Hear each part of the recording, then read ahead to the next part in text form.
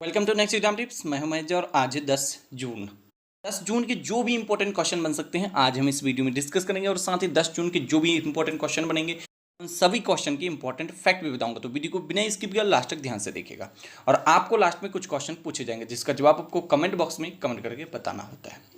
अगर आपका answer correct आ जाता है तो अगले वीडियो में आपका नाम बताया जाएगा। तो आज की इस वीडियो में जितने भी क्वेश्चन होंगे वो सारे क्वेश्चन आपको पीडीएफ फाइल में मिल जाएगा और पीडीएफ फाइल का लिंक जो है वो नीचे डिस्क्रिप्शन में मिल जाएगा आपको और लिंक से आप फ्री में पीडीएफ को डाउनलोड कर सकते हो।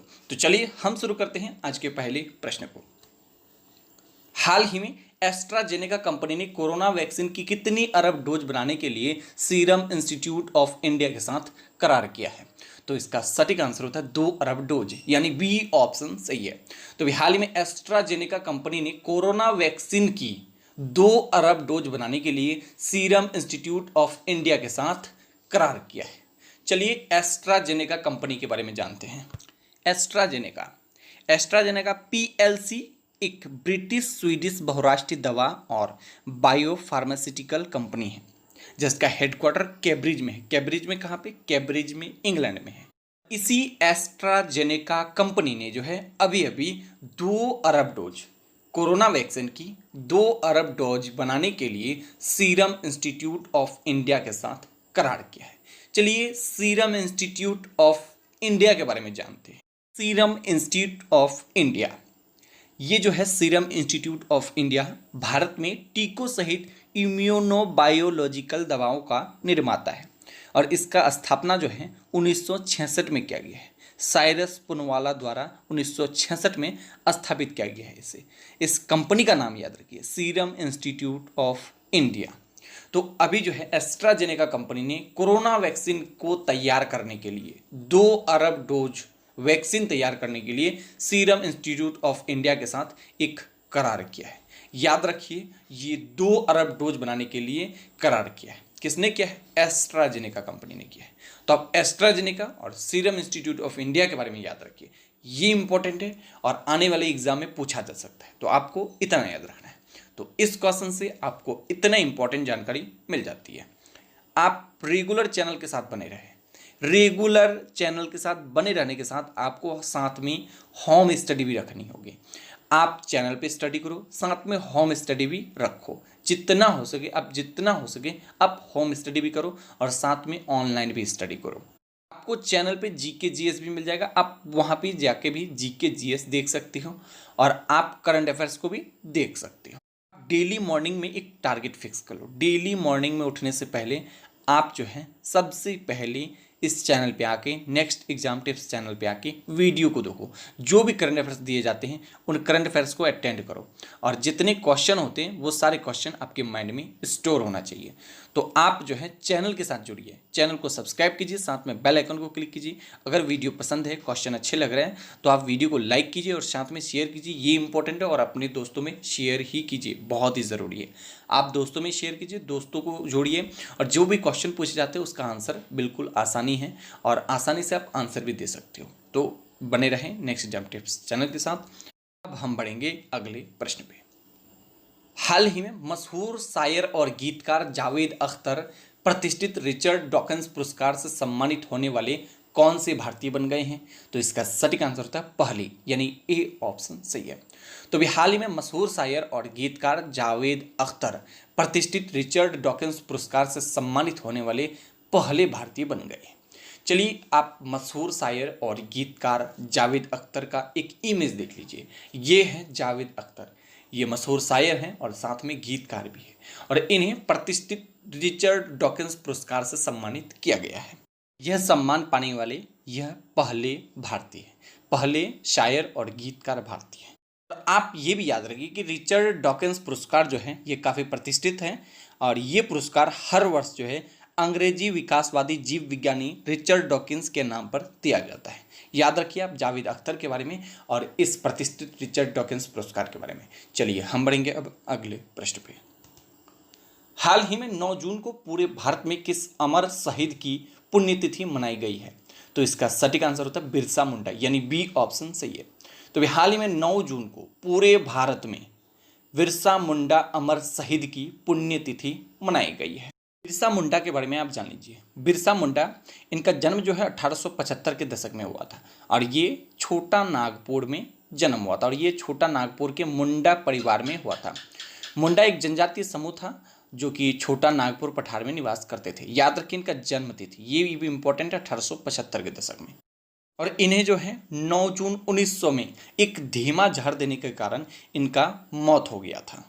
तो आप बिरसा मुंडा के बारे में जो है इतना याद रखिए, ये इंपॉर्टेंट है। चलिए अब हम बढ़ेंगे अगले प्रश्न पे। हाल ही में एसबीपी की रिपोर्ट के मुताबिक वर्ष 2020 में किस देश में महंगाई दर दुनिया में सबसे अधिक रहने वाली है? तो इसका सटीक आंसर होता है पाकिस्तान, यानी डी ऑप्शन सही है। तो हाल ही में एसबीपी की रिपोर्ट के मुताबिक वर्ष 2020 में पाकिस्तान देश में महंगाई दर दुनिया में सबसे अधिक रहने वाली है। चलिए आप सबसे पहले जो है एसबीपी का फुल फॉर्म जान लीजिए, स्पॉन्टेनियस बैक्टीरियल पेरिटोनाइटिस। सीएसबीपी ने एक रिपोर्ट जारी किया और इस रिपोर्ट में दर्शाया गया है कि पूरे वर्ल्ड में सभी देशों में से पाकिस्तान देश का महंगाई दर जो है वो दुनिया में सबसे अधिक रहने वाली है। याद रखिए इस एसबीपी रिपोर्ट के बारे में और पाकिस्तान के बारे में जो हमने बात किया है वो पाकिस्तान के बारे में बात किया है। चलिए हम पाकिस्तान के बारे में जानते हैं। मैप में देख लीजिए आप पाकिस्तान को। पाकिस्तान का कैपिटल होगा इस्लामाबाद, पाकिस्तान का प्राइम मिनिस्टर होगा इमरान खान और पाकिस्तान का करेंसी होगा पाकिस्तानी रुपया। तो आप जो है पाकिस्तान के बारे में इतना याद रखिए। चलिए हम बढ़ेंगे अब अगले प्रश्न पे। हाल ही में कोरोना वायरस के निपटने के लिए G20 देशों ने कितने अरब अमेरिकी डॉलर की पेशकश की है? तो इसका सटीक आंसर है 21 अरब अमेरिकी डॉलर, यानी सी ऑप्शन सही है। तो अभी हाल ही में कोरोना वायरस से निपटने के लिए G20 देशों ने अभी जो है 21 अरब अमेरिकी डॉलर की पेशकश की है और साथ ही G20 के सदस्यों ने यानी G20 के मेंबर्स ने अंतर्राष्ट्रीय मुद्रा कोष और विश्व बैंक से उन देशों का समर्थन करने के लिए कहा है। चलिए सबसे इंपॉर्टेंट, ये जो G20 देश है इसमें कितने देश शामिल हैं आप ये भी जान लीजिए। G20 में कुल 19 देश और एक यूरोपीय संघ शामिल है और इसे G20 बोला जाता है, जिसका प्रतिनिधित्व यूरोपीय परिषद के अध्यक्ष और यूरोपीय केंद्रीय बैंक द्वारा किया गया है। चलिए G20 यानी 20 देशों के बारे में हम आपको बताते हैं। सबसे पहला है अर्जेंटीना, ऑस्ट्रेलिया, ब्राज़ील, कनाडा, चीन जनवादी गणराज्य, यूरोपीय संघ, France, Germany, Bharat, Indonesia, Italy, Japan, Mexico, रूस, सऊदी अरब, दक्षिण अफ्रीका, दक्षिण कोरिया, तुर्की, यूनाइटेड किंगडम, संयुक्त राज्य। ये 20 देशों का मेल ही G20 कहलाता है। तो याद रखिए अभी कोरोना वायरस से निपटने के लिए ये G20 देशों ने 21 अरब अमेरिकी डॉलर की पेशकश की है। बात हमने कोरोना वायरस से रिलेटेड किया है, तो चलिए हम कोरोना वायरस से रिलेटेड आपको अपडेट देते हैं। हम बात करते हैं बिहार की।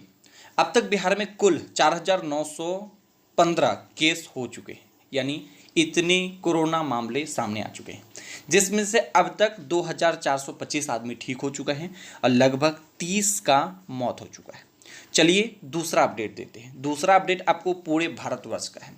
भारत में कुल केस कोरोना वायरस से जुड़े आंकड़े बता रहा हूँ, 2,67,000 केसेस हैं और जिसमें से ठीक हो चुके हैं अब तक 1,29,000 और अब तक मौत भारत में हो चुका है 7,466।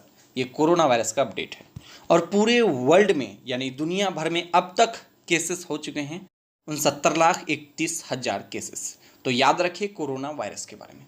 चलिए आज के लिए इतना ही और आज के करंट अफेयर्स में आपको इतनी जानकारी मिल जाती है। तो जैसे कि हमने आपको बताया था, आपको पिछले शो में 2 क्वेश्चन पूछे गए थे, जिससे 2 क्वेश्चन में से हम आपको वो दोनों क्वेश्चन पूछेंगे और आप में से कई स्टूडेंट हैं जो बिल्कुल सटीक आंसर भी दिए हैं। तो चलिए हम उन क्वेश्चन के बारे में पहले जानते हैं। सबसे पहला क्वेश्चन आपको पूछा गया था, हाल ही में भारत कोरोना वायरस से सबसे अधिक प्रभावित होने वाला कौन सा देश बन गया है? तो इसका सिंपल सा और सटीक सा आंसर था छठा, यानी डी ऑप्शन सही है। तो इटली को पीछे छोड़कर 6ठे नंबर पे आ गया है भारत। हमने एक और क्वेश्चन आपको किया था, चलिए हम उसे भी देख लेते हैं। हाल ही में किसने नेशनल फर्टिलाइजर लिमिटेड के अध्यक्ष एवं प्रबंध निदेशक का पदभार ग्रहण किया है? तो इसका सटीक आंसर था वीरेंद्र नाथ दत्त, यानी सी ऑप्शन सही है। तो दोनों क्वेश्चन का आंसर बिल्कुल सटीक हमने आपको बता दिया है और आप में से कई स्टूडेंट हैं जो बिल्कुल सटीक आंसर दिए हैं, पर मैं इसके लिए माफ़ी चाहूँगा कि आपका अभी नाम नहीं बताया जा रहा है। आपको भरोसा दिला रहे हैं कि कुछ दिनों बाद से आपको सभी स्टूडेंट्स के नाम बताए जाएंगे जो सटीक आंसर दिए हैं। चलिए हम आपको आज भी कुछ क्वेश्चन पूछेंगे। तो हम आपको पूछने वाले हैं सबसे पहला क्वेश्चन, हाल ही में 8 जून को विश्व भर में कौन सा दिवस मनाया गया है? इसके लिए 4 ऑप्शन आपको दिए गए हैं, आपको सटीक आंसर चूज करना है। चलिए एक और क्वेश्चन है, देखते हैं। हाल ही में किस देश ने परमाणु आपूर्ति समूह में भारत की सदस्यता के लिए मजबूत समर्थन जताया है? आपको 4 कंट्री का नाम मिला है जिसमें सटीक आंसर आपको चूज करना है और दोनों क्वेश्चन के आंसर बिल्कुल आसान है और सटीक देना है। आपको कमेंट करना है। चलिए कमेंट बॉक्स में जाइए और कमेंट कीजिए और अपने वीडियो को शेयर कीजिए, जितना हो सके अपने दोस्तों में शेयर कीजिए, चैनल को सब्सक्राइब कीजिए और चैनल से जुड़िए, बेल आइकन को क्लिक कीजिए, जैसे सारे वीडियो, सारे पोस्ट, जो भी जानकारी दी जाएगी सारे आपको नोटिफिकेशन के द्वारा मिलती रहे। तो चलिए बने रहें नेक्स्ट एग्जाम टिप्स चैनल के साथ। अब हम मिलेंगे अगले शो में। जय हिंद, जय भारत।